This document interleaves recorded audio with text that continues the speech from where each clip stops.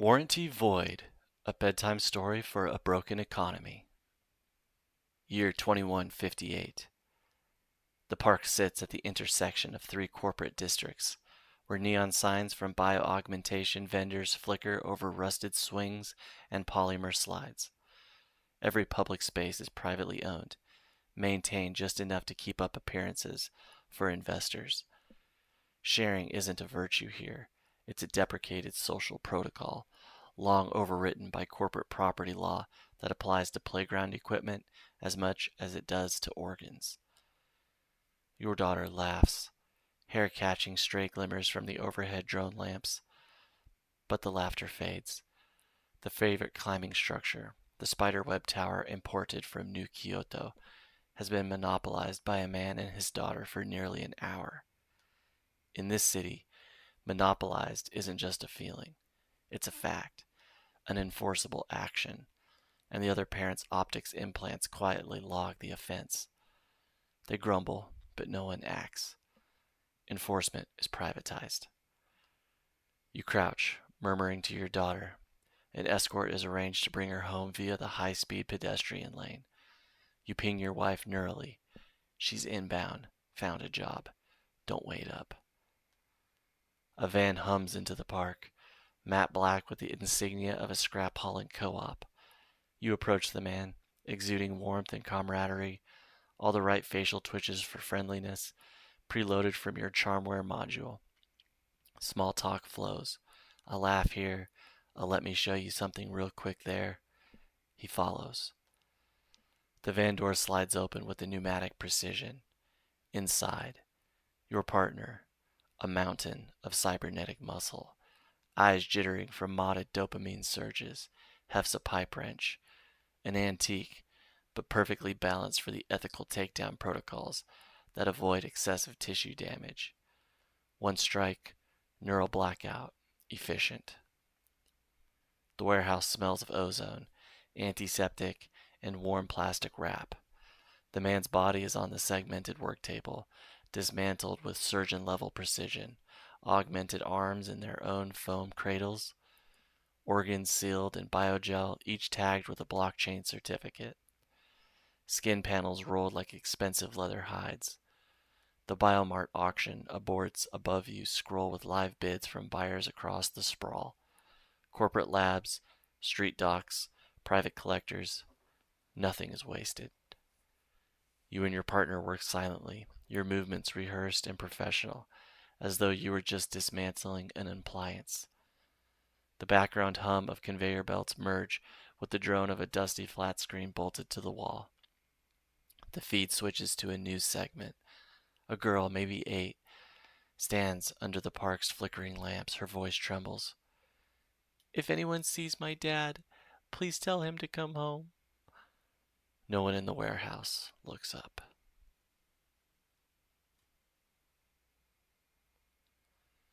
Mallplex stretches for kilometers in every direction, a hive of neon advertisements, drone hawkers, and perfumed climate control.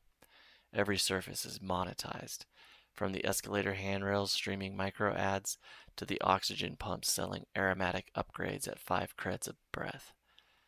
You and your wife walk with your children, weaving through the flow of augmented shoppers. Behind you, a knot of loud young adults, flashy jean-spliced hair, gleaming dermal mods, throwing verbal jabs. Walk faster, old code. You're like a loading screen. Clear the lane, family pack. You oblige with a smile. A practiced gesture sends your wife and kids towards the instant VIP Express, a teleport gate for premium subscribers. One last round of hugs and neural pings. Go home safe. I'll be late. They vanish in a shimmer of spatial distortion. You tap a hidden channel on your neural HUD. Call partner. Got a pickup, you say. The connection ends. Still smiling, you turn to the group of young adults. Your voice is syrup, your manner disarming, your posture humble. Hey, you look like the kind of crew who appreciates insider deals. There's a parking lot meet, stuff you can't get in stores, pre-release mods, rare boosts, No creds up front. They bite, curiosity piqued. Your black van waits under a flickering sodium lamp. A shadow moves inside. You lead them closer, weaving promises of luxury gear, untraceable augmentations, and private VR experiences. The moment they step within range, the van door slams open. Out steps your partner, a giant, demented slab of meat and chrome, eyes too wide, smile too sharp. In his hands, the pipe wrench. Not digital, not flashy, just heavy and very, very real. The first swing is silent but decisive. One goes down.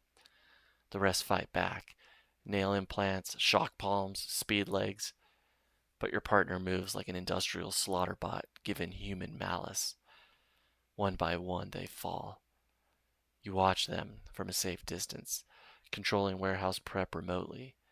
Tables warming, bioscanners syncing, gel vats calibrating. You're already listing SKUs. The air is cold enough to keep tissue flesh, but not enough to slow the work. The table groans under a rainbow of components. Arms, neatly jointed, wrapped in antiseptic foil for mech surgeon clients. Eyes, stored in rows like gumballs in sterile, close glass tubes, each tagged with refractive index and night vision capability. Tongues, pickled in nutrient gel for the taste experience submarket. Dermal sheets, peeled, stretched, and embossed with exotic tattoo patterns. Every part has a buyer. The auction board scrolls.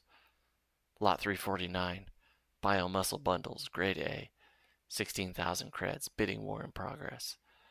Lot 352, Cerebral Cortex with memory intact, 42,000 creds. Buy it now, triggered. Your partner hums a tune as he works, occasionally holding up a piece to make a joke. Hey, this one had good calves. Could run a marathon if he wasn't, in 8 different crates. You laugh. The cred counter ticks up in your HUD. The broadcast shows candlelight flickering against the mallplexes glass facade. Mourners hold up holographic photos of the missing young adults. A community leader speaks. We pray for their safe return. If anyone has seen them or knows where they were last spotted, please come forward. The camera pans to a row of drones releasing white digital doves into the air. In your HUD, a shipping fulfilled alert chimes.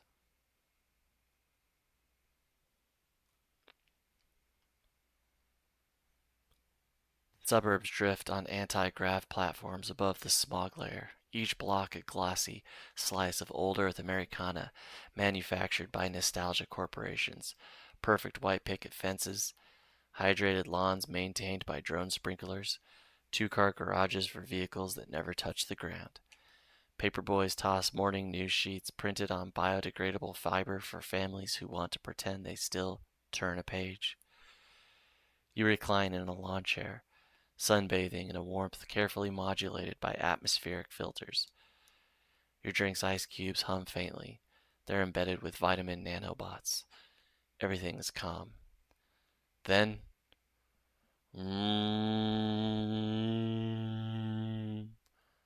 a neighbor 3 doors down starts a leaf blower. Obsolete tech kept alive purely for aesthetics.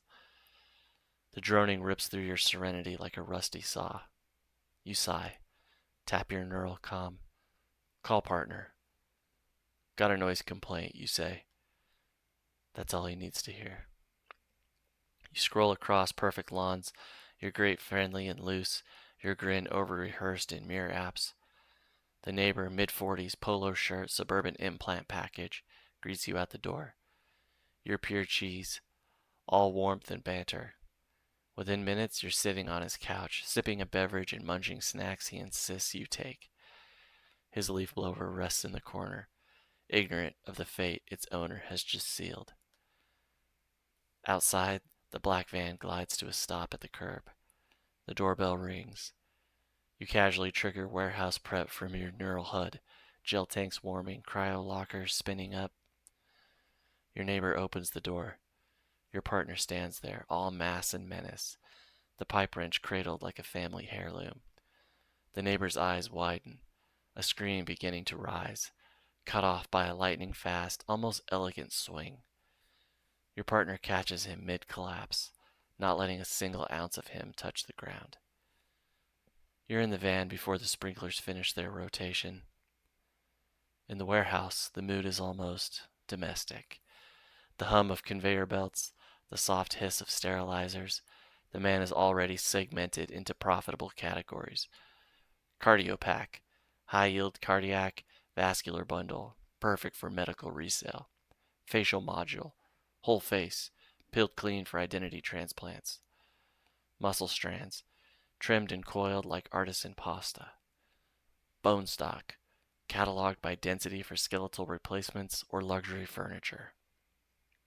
You work side by side, your partner's massive hands surprisingly gentle as he places each part in its foam-lined crate. You grumble about the noise epidemic in your once quiet neighborhood. Leaf blowers, drone mowers, bass-boosted delivery carts. Your partner nods solemnly. People these days got no respect for peace and quiet. On the big screen, the evening news rolls. The man's wife, eyes swollen from crying, clutches a holographic photo. I know my prayers will be answered. My husband will be found. A shipping fulfilled chime pings in your HUD.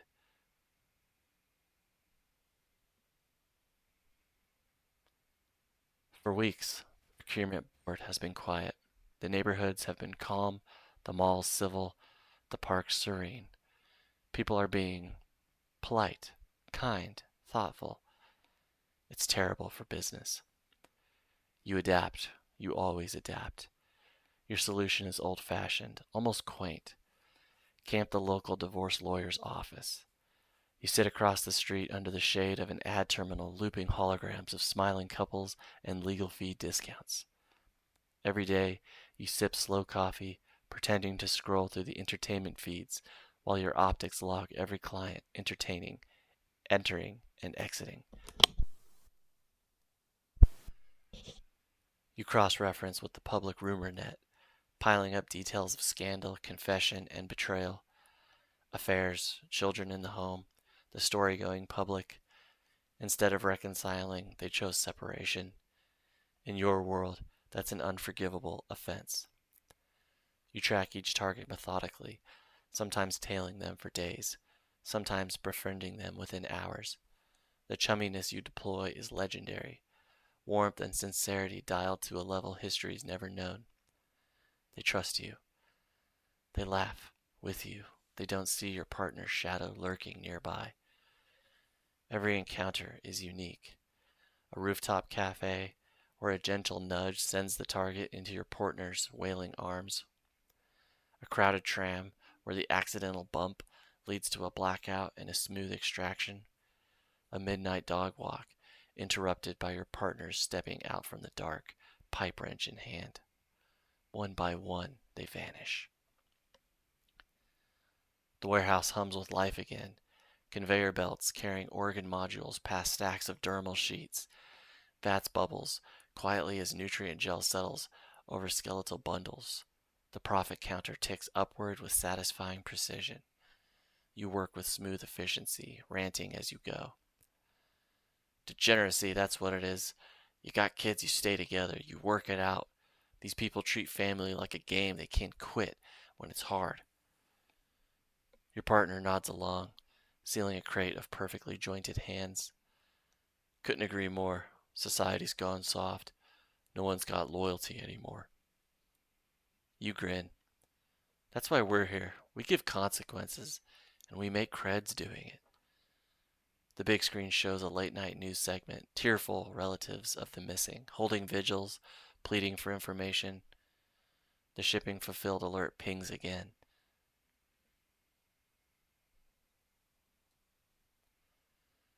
Your side passion isn't lucrative. It feeds something deeper. Every evening, you go live on StreamNet to talk philosophy, synthetic ethics, AI rights, the illusions of freedom under corporate feudalism. Most viewers are polite, some even thoughtful. Tonight, 2 new users join. Within minutes, the chat scroll fills with mockery. Nice speech, Grandpa Logic. Say something smart about your hairline. Ever think maybe life has no meaning because you're boring? You handle them with practiced patience. Your tone warm, empathetic, unshakable. You answer every mocking question as if it were earnest, letting your smile linger a beat too long. Behind the scenes, tracers run. Packet trails bounce across the mesh net, peeling back proxies like onion skin. Your neural HUD confirms. Two young men, cohabitating, full-time trolls, their stream history littered with harassment logs. No theatrics, no lure, no friendly approach. Some people don't merit ceremony. New moon. The floating suburbs below sleep under a blackout of stars. Your van glides into position without a sound. You and your partner slip through the door of their small high-rise unit. Their sleeping room smells faintly of cheap vape pods and old synth linen. Your partner moves first, pipe wrench in hand. Steps so light it's almost supernatural. One target never wakes. The other stirs, half-formed screamed already dying as your partner's arms lock around his throat. Silence. You're in the bathroom, washing your hands under recycled water. The mirror's nano display streams your warehouse prep checklist. Gel tank cycling, laser cutters online. Bright light, sterile surfaces. The parts are laid out in surgical symmetry. You rant while you work, voice echoing slightly off steel walls. Internet trolls, it's not just words, it's intent. People act like it's harmless, but they're just joking. But it's poison. I'm working on not taking it personal. I really am. But some things, they're personal. You place the more intimate components, handled with clinical detachment, into antiseptic wraps for specialty buyers. Your partner nods along, sealing an organ crate with industrial clamps. You're right. Words can rot people from the inside. You just keep doing what's healthy for you. You smile thinly. This helps. The profit counter ticks up in your HUD, steady, satisfying. On the wall-mounted newsfeed, the segment is extra sentimental tonight. Soft music, slow pans over smiling photos of the two men. The anchor's voice wavers as she speculates. Kidnapping, foul play, political conspiracy. Another shipping fulfilled alert chimes.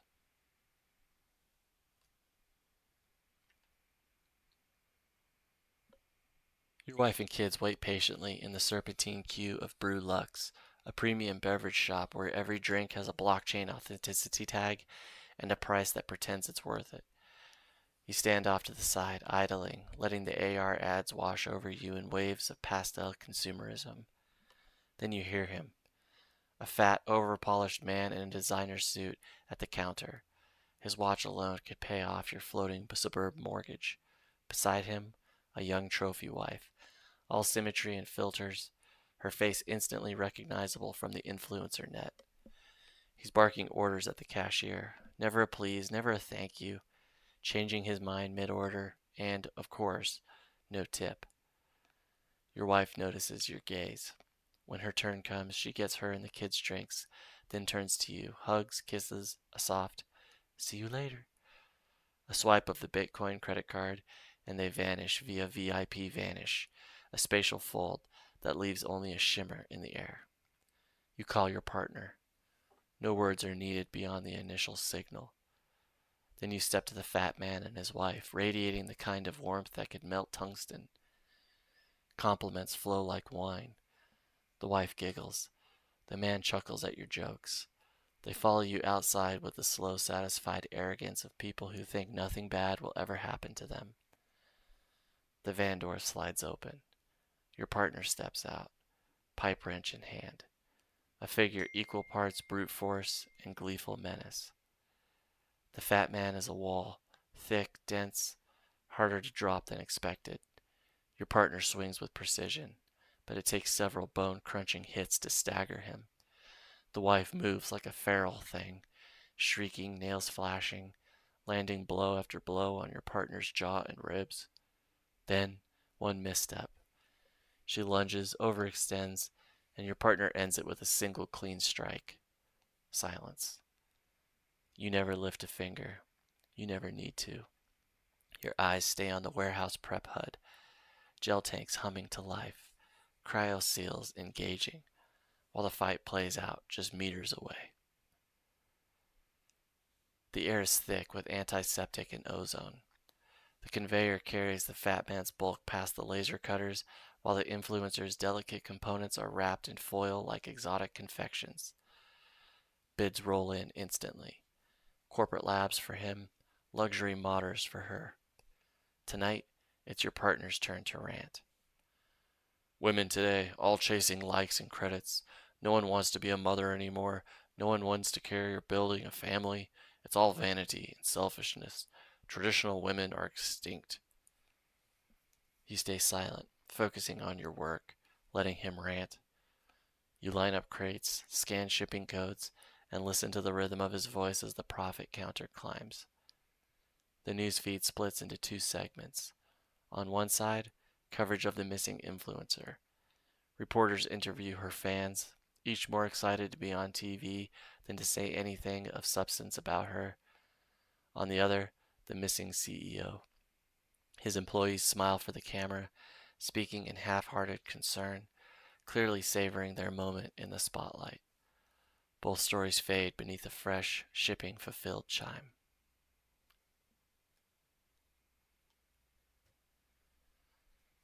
Your neighborhood floats under a blanket of filtered sunlight, every lawn perfectly clipped, every breeze calibrated for comfort. You walk for the sake of walking, soaking in warmth, stillness, and the rare sound of nothing at all. Then you pass that house. The yard erupts. Half a dozen pit bulls hurl themselves at the fence, teeth flashing, throats raw with savage barking. The noise drills into your skull. A moment later, the owner bursts out, shirtless, tatted up, voice like a rusty grinder, screaming at you to move along and stop bothering his dogs. You give him the sugar-sweet wave. Step away without a word. Round the corner, call your partner. The van sits low under street shadows. You and your partner watch as the man eventually leaves the house, his girlfriend at his side, both dressed explicitly, laced with piercings and foul-mouthed banter. Their pack of pit bulls strain at leashes, barking at anything with a pulse. The couple turns down a quiet stretch of sidewalk. Your partner eases the van alongside them, parking just ahead. The move so casual it's calculated provocation. The dogs go wild, yanking, snarling. The man spits. The girlfriend screams, both hurling insults. Your partner steps around the van's front, pipe wrench in hand, face calm, eyes locked. One swing drops the girlfriend instantly. The man, startled, releases the pit bulls. They leap, each silenced midair by a single perfect strike. Bark to dead, quiet in less than a heartbeat. Bodies seize, collapse. The man is the last. He starts to beg. Your partner doesn't let him finish. One brutal technique, one quick decisive, ends it. You stay in the passenger seat, scrolling the global biomarkets for human and canine components, setting warehouse prep protocols in motion. Under bright surgical light, the work begins. The man's parts, muscles, organs, dermal, are tagged and cued. The girlfriend's mods fetch premium bids from enhancement collectors. The pit bulls are broken down with the same efficiency. Organs for biotech research, muscle bundles for gene therapy labs, pelts for luxury textile orders. You rant while you work, voice rising over the hum of conveyor belts. Dogs aren't pets anymore. They're weapons. Nobody controls them. Nobody raises kids. They just buy pit bulls. When I was a kid, you raised a puppy because you loved it. Dogs are for kids and old folks. Adults? Adults raise children. That's gone now. Your partner nods, stripping and cleaning canine muscle with almost artistic precision. Couldn't agree more. This is just the market catching up to reality. The profit counter ticks up. Fast. The segment plays as the night's final story. Grainy street cam footage. The assault, the bodies loaded into the black van, the anchors smiling, not hiding it. We know people will love this clip. It's incredible footage. No leads expected, she says, almost amused. The police chief briefly appears, confirming. Yeah, case closed. We don't have the resources or interest to chase down a black van. Too hard. Not worth it. The screen fades. Another shipping fulfilled chime fills the warehouse.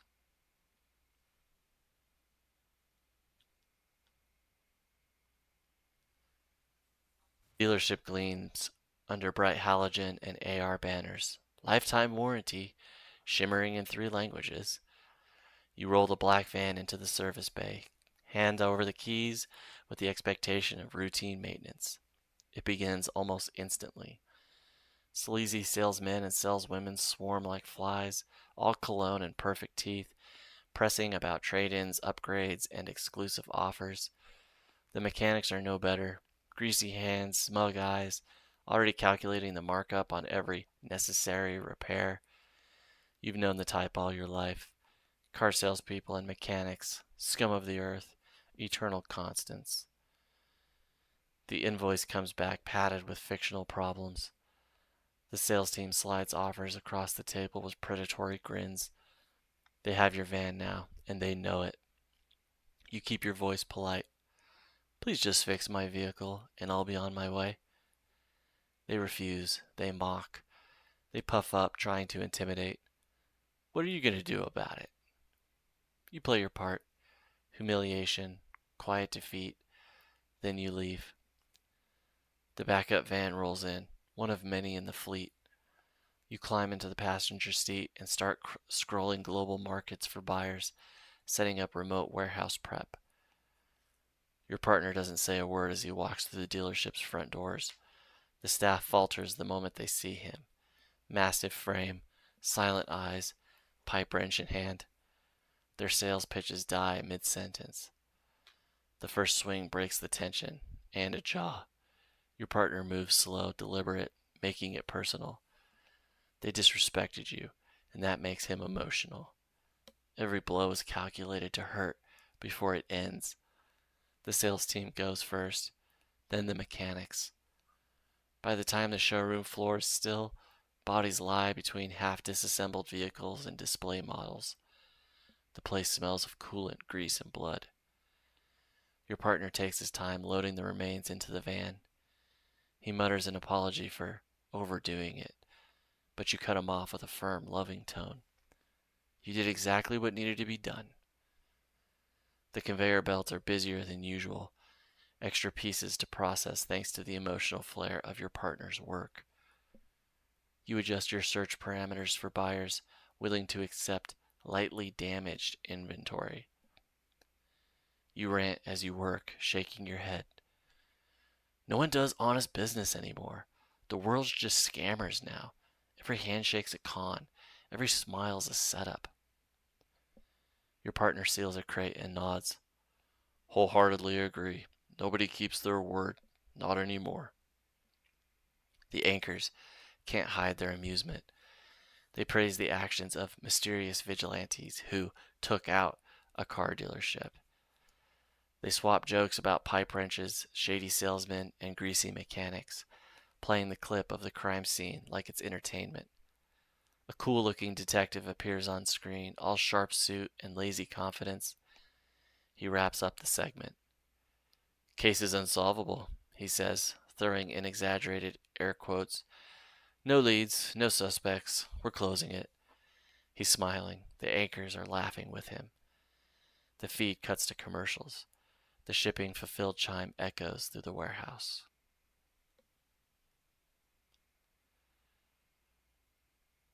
Bill arrives in your inbox like a slap. Student loans, paid off years ago. You remember every hour in medical school, every patient you treated, every night shift you worked for nothing because politicians and insurers gutted the payout structure. You bled for medicine, gave excellent care, and drowned in interest. Switching to organ dealing was survival, not ambition. And now, after all that, they have the gall to say you still owe. The rage is immediate, volcanic. You call your partner. Together you dig. Trace after trace, ledger after ledger, shell companies and lobby groups, until the threads converge. One name, a single politician at the very top, nobility class, grooming his family for dynastic power, protected by the kind of wealth that bends laws into toys. The target hosts a family dinner, a grand event with his children, his spouse, and his inner circle of aristocracy. Also attending, CEOs from the Mag 7 corporations, lords of the stock market, the untouchables. Your partner gets himself hired onto the guard detail. He looks the part, towering, terrifying, silent. You wait in the van, screens flickering, warehouse primed for the haul. The doors lock with a quiet click. The chatter in the dining hall falters. Then the pipe wrench speaks. The other guards fall first, taken out with clean, decisive brutality.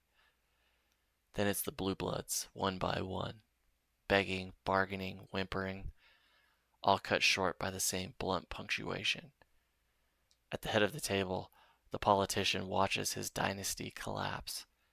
He offers everything, credits, property, favors. Your partner doesn't pause. A single clean 12-6 stroke silences him forever. The feast is over. It takes hours to catalog so many high-value pieces, corporate-grade implants, aristocratic organs with genetic pedigrees, designer tissue engineered for centuries of perfection. The bids come in faster than you can tag the lots. You rant as you work, voice shaking with fury. Student loans, corruption, they ruin people's lives for profit. It's theft wrapped in the law. Honest work means nothing to them, only chains of debt. That's why I left medicine. That's why I deal parts instead of saving lives. Your partner nods, quiet but supportive. While sealing crates of marrow-rich bones and modded livers, he's happy for you. He knows this one was personal.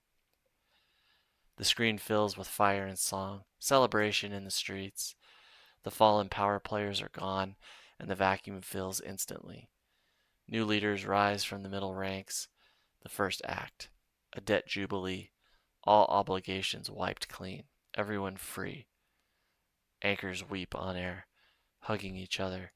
Anonymous heroes are praised, statues commissioned, smooth, faceless forms that the people themselves crowdfund in overwhelming numbers. A top legal authority declares, "No investigation will follow. The people have spoken. Justice has been served." You feel your fury ebb. The profits flow. For once, the world itself shifts in your favor. In the white glow of the warehouse, a single tear slides down your cheek. Your partner sees it.